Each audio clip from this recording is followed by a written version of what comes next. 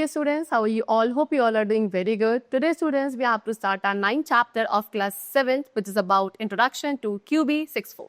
Okay, so basic stands for beginners all purpose symbolic instruction code. Okay, so basic का मतलब क्या है? beginners all purpose symbolic instruction code, जिसको 1963 में invent किया गया था at Dartmouth College by the mathematicians John George Kimney and Tom Kutzers. Okay, so basic क्या है? Interpreter है, which means it reads every line, translate and lets the computer execute it before reading another. Okay, so basic क्या है? Basic एक interpreter है, which means what? कि ये हर एक लाइन को रीड करता है, उसको ट्रांसलेट करता है एंड कंप्यूटर को क्या करता है? एग्जीक्यूट करवाता है बिफोर रीडिंग अनदर. कि पहले कंप्यूटर उसको एग्जीक्यूट करेगा, तब जाके सेकेंड लाइन को रीड किया जाएगा. हर एक इंस्ट्रक्शन एक लाइन नंबर के साथ बिगिन होता है एंड डिफरेंट वर्जन्स है हमारे बेसिक के, जैसे कि GW basic, turbo basic, basic A, Q basic and QB64. Now कैसे हम स्टार्ट करते हैं QB64 में? So in order to start QB64 आपको क्या करना है? डबल क्लिक करना है QB64 आइकन पे which is on the desktop.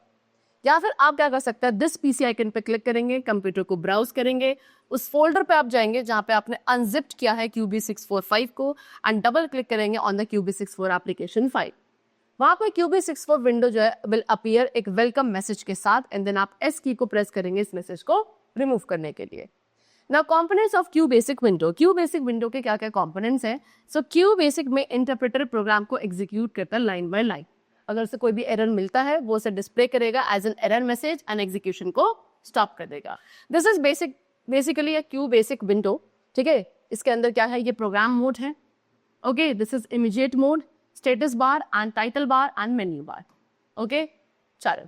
So working in QB64. सो कैसे हम एक न्यू प्रोग्राम को क्रिएट करता है QBasic में? वो let's write a very simple QBasic program. For the very first step double click करना है QBasic आइकन पे टू स्टार्ट द QBasic.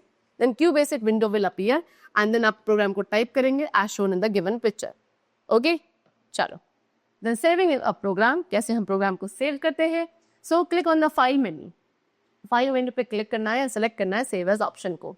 एक मीनिंगफुल नेम आप प्रोवाइड करेंगे अपने प्रोग्राम को फाइल नेम में, है ना? फाइल नेम में जो टेक्स्ट बॉक्स होगा and then you have to press the enter key. आपकी फाइल उस नेम के साथ सेव हो जाएगी which is given by you and extension होगा .bas. वो आपके फाइल नेम के साथ ऐड हो जाएगा ऑटोमेटिकली. अब जो फाइल नेम है उसको आप क्या नहीं कर सकते? More than 8 characters. आपका फाइल नेम 8 कैरेक्टर से ज्यादा नहीं होना चाहिए. Now opening a program. अब सेव प्रोग्राम को ओपन करने के लिए QBasic में the following step needs to be followed.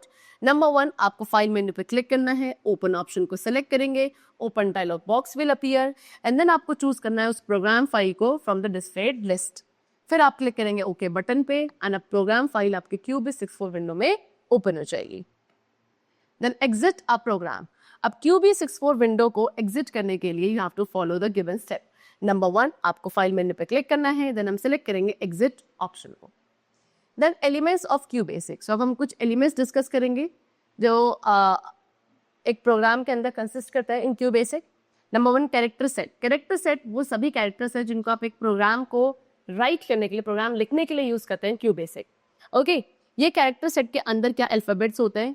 Capital A to Z और small A to Z. Numerals होते हैं 0 to 9, स्पेशल कैरेक्टर्स होते हैं, ऑल दीज. ओके, चलो. Next we have constant. So value which does not change during the execution of a program. ऐसी value जो एक programme के एग्जीक्यूशन के दौरान चेंज नहीं होती है उसको कांस्टेंट कहा जाता है. कांस्टेंट 2 टाइप्स के होते हैं. Number 1, numeric constant. कोई भी न्यूमेरिक वैल्यू, चाहे वो इंटीजर हो, रियल नंबर हो, पॉजिटिव और नेगेटिव वैल्यू हो, that is a numeric constant. Okay, ये कांस्टेंट यूज किए जाते हैं कैलकुलेशंस के लिए एंड ये किसी भी, इसके अंदर कोई भी स्पेशल कैरेक्टर इंक्लूड नहीं होता है. For example 2, 5, positive 99, 0, -7.4. Okay, then we have string constant.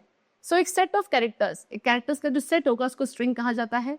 कोई भी अल्फा न्यूमेरिक के string constant के अंदर सीक्वेंस होता है characters का, कुछ certain special symbols का, जिनको डबल कोट के अंदर enclose किया जाता है. string constant को आप नॉन न्यूमेरिक क्वांटिटीज को रिप्रेजेंट करने के लिए यूज करते हैं, such as name, address etcetera. For example Surabhi. Okay, house number 19, Delhi Cantt. Okay, then telephone number. So ये सारे क्या है? आपके स्ट्रिंग कॉन्स्टेंट्स है. Then third we have variable. Variable क्या है? Variable is a location in memory to which any value can be assigned. हमारी memory में कोई भी लोकेशन जहाँ पे आप किसी वैल्यू को असाइन कर सकते हो, that is known as variable.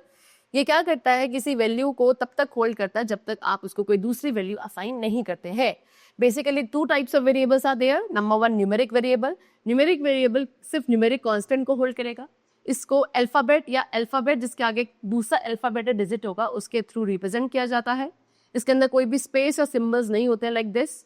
Underscore को आप यूज कर सकते हैं instead of space. Okay, for example A, C, A2, ABC, A_6, ये सभी न्यूमेरिक वेरिएबल्स को रिप्रेजेंट कर रहे हैं। Then next we have alpha numeric और स्ट्रिंग वेरिएबल। स्ट्रिंग वेरिएबल को क्या एक अल्फाबेट के थ्रू रिप्रेजेंट किया जाता है followed by the dollar sign. Okay, इसके अंदर letters, digit, underscore, symbol and last character हमेशा डॉलर साइन होगा।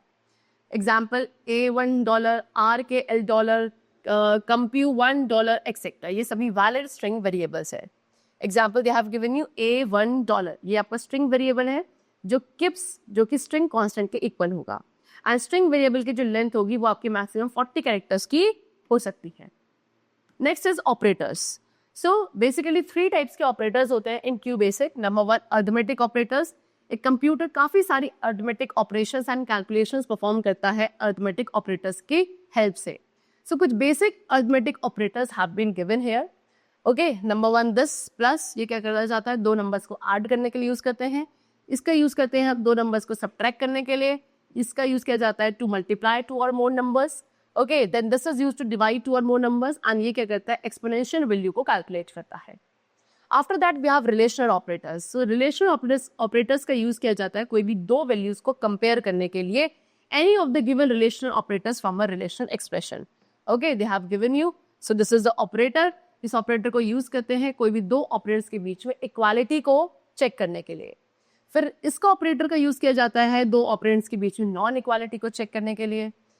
दिस ऑपरेटर क्या करता है, ये ऑपरेटर चेक करता है कि पहली वैल्यू आपके सेकंड वैल्यू से ग्रेटर है या नहीं। ये ऑपरेटर का काम है फर्स्ट वैल्यू को चेक करने के लिए whether it is less than the second value. Then this operator is used to check whether the first value, इसका यूज करेंगे ये चेक करने के लिए कि जो पहली वैल्यू है वो सेकंड वैल्यू से ग्रेटर है या उसके इक्वल है। एंड इसका यूज किया जाता है चेक करने के लिए पहली वैल्यू लेस और इक्वल है to the second value. Okay, next we have logical operators used to perform logical operations on numerical values. ठीक है, न्यूमेरिकल वैल्यूज पे लॉजिकल ऑपरेशंस परफॉर्म करने के लिए लॉजिकल ऑपरेटर्स का यूज किया जाता है। लॉजिकल ऑपरेटर्स को आप यूज करते हैं टू कंबाइन टू और मोर रिलेशनल एक्सप्रेशंस, दो या दो से ज्यादा रिलेशनल एक्सप्रेशंस को कंबाइन करने के लिए एंड एक सिंगल वैल्यू को रिटर्न करने के लिए एज ट्रू और फॉल्स इन अ डिसीजन। उसके लिए हम लॉजिकल ऑपरेटर्स का यूज करते हैं। So common logical operators are and or not. So and का यूज करता है, एंड ऑपरेटर क्या करता है, ट्रू वैल्यू रिटर्न करता है अगर दोनों ही रिलेशनल एक्सप्रेशंस क्या है, ट्रू। ओके, देन और क्या है, और ऑपरेटर सिर्फ ट्रू तभी रिटर्न करेगा एटलीस्ट कोई भी एक रिलेशनल एक्सप्रेशन उसमें से ट्रू होनी चाहिए। एंड नॉट ऑपरेटर यूज किया जाता है सिंगल रिलेशनल एक्सप्रेशन के साथ, ये तभी रिटर्न करेगा ट्रू वैल्यू अगर रिलेशनल एक्सप्रेशन क्या है, वो फॉल्स रिटर्न होती है and vice versa. Then hierarchy of operation. So hierarchy defines the order in which the operators are executed in any basic expression. कोई भी बेसिक एक्सप्रेशन के अंदर ऑपरेटर्स को किस पैटर्न में, किस ऑर्डर में एग्जीक्यूट किया जाता है उसको हायरार्की के थ्रू डिफाइन करते हैं। हम बेडमास का यूज करते हैं for the hierarchy of operation and the full form of BEDMAS is what, bracket, exponential, division, multiplication, addition and subtraction.